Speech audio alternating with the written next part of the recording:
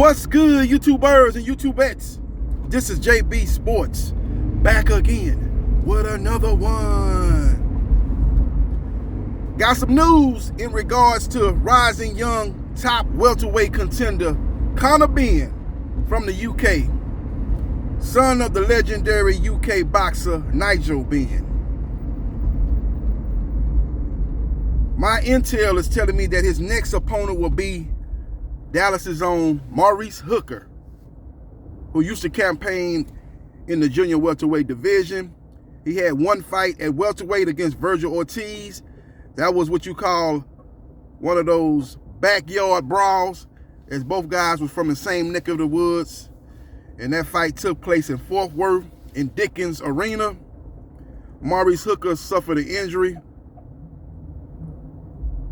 which made him unable to continue the fight with Virgil Ortiz. It was a very exciting fight up to that point. But it seemed to me that Virgil Ortiz was starting to take control of that fight. The tide was turning toward Virgil Ortiz.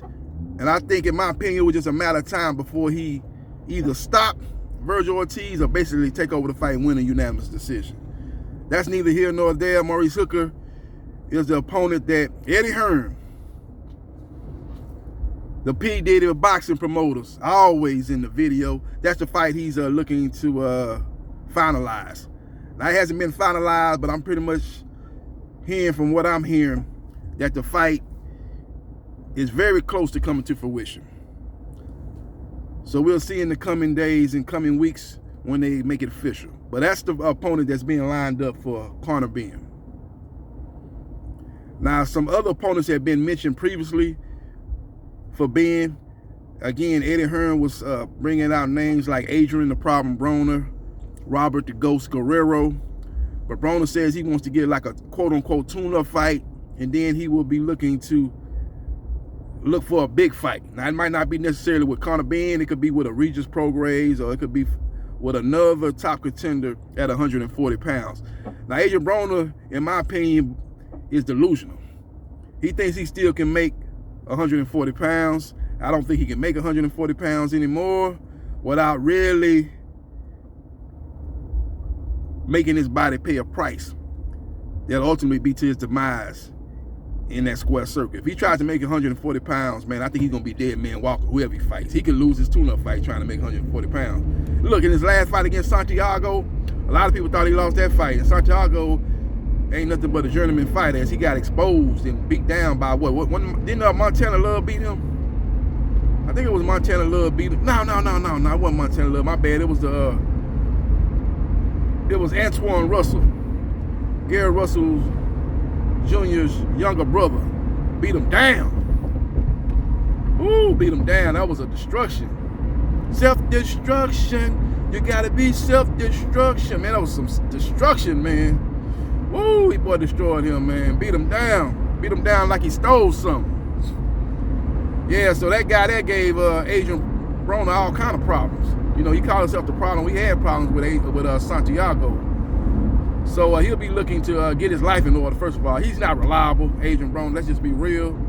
You know, he's got a lot of demons that he's dealing with, a lot of problems outside of the ring. Hopefully he get his business in order, and he'll be able to get back in that ring. Because he's a guy that does bring eyeballs to the TV set. He does bring numbers in. No matter who he's fighting, he's going to do good numbers. That's why Showtime has had him on, and that's why he's done a pay-per-view with Manny Pacquiao. He's been in several big fights, and he's one of the still, to this day, one of the biggest names in the sport of boxing. That's neither here nor there, but let's look at the Maurice Hooker versus Conor Benn fight. Now, Conor Benn has a record of 20 wins, 0 losses, 13 KOs. You know, you got to look at it, man. You know, I look at the 3 young guns in the welterweight division, that being Jerome Boots Ennis, Virgil Ortiz Jr., and Conor Benn. And once Conor Benn lands this fight with Maurice Hooker, his resume gonna be better than Jerome Boots Ennis. Make no mistake about it. Not saying he's a better fighter than Boots, but his resume is better than Boots. But Boots has basically got 2 names on his resume. He got Sergey Lipinets and Thomas Delerme. Now, if Conor Benn gets this Maurice Hooker fight, he's gonna have already on this resume.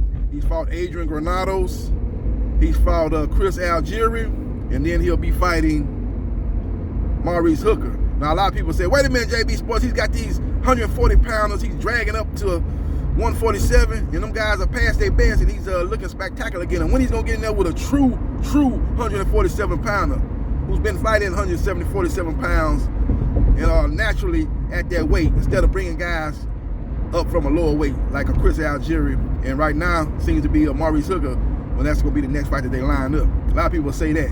And you know, you have a valid point there. I can't argue that, but I'm just looking at the names as far as the resume, guys that have accomplished stuff in the sport of boxing. Maurice Hooker is a former world champion.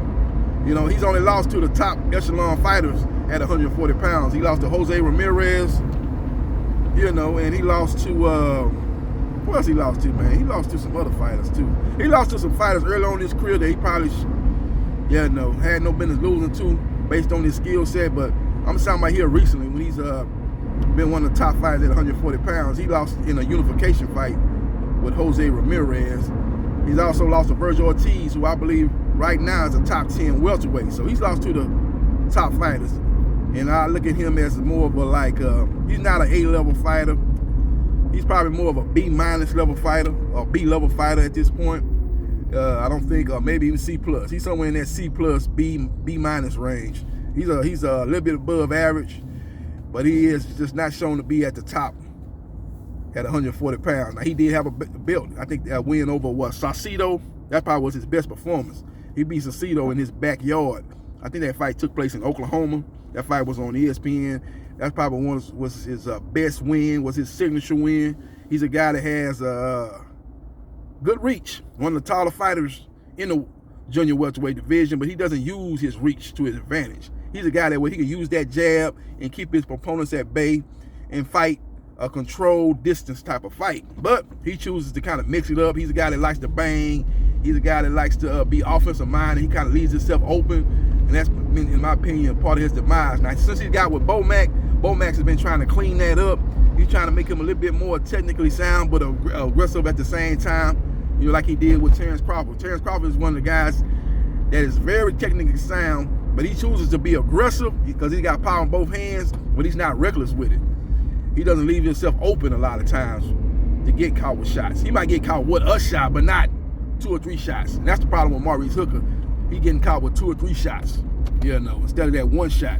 You know, you got that 1 shot, you can overcome 1 single shot. When you getting caught with 2 or 3 shots, man, ultimately those shots gonna end up being a problem for you when as the fight goes on. You know, taking 2 or 3 shots, especially if you ain't got no chin, man. You might get out of there early. But if you do have a chin, you're gonna take a lot of punishment, man, and you're gonna ultimately, it's just like a water hitting a rock. You know, continue to hit that rock is gonna dwindle. It's gonna disseminate. And that's what's happening if you just steady taking punches, 2 or 3 punches. You're taking 3-punch combinations, 2-punch combinations because you leave yourself open. You're being a little bit too aggressive and reckless. Eventually, you're gonna break down, man. It's just like chopping a tree. You're gonna chop. Eventually, that tree's gonna fall down.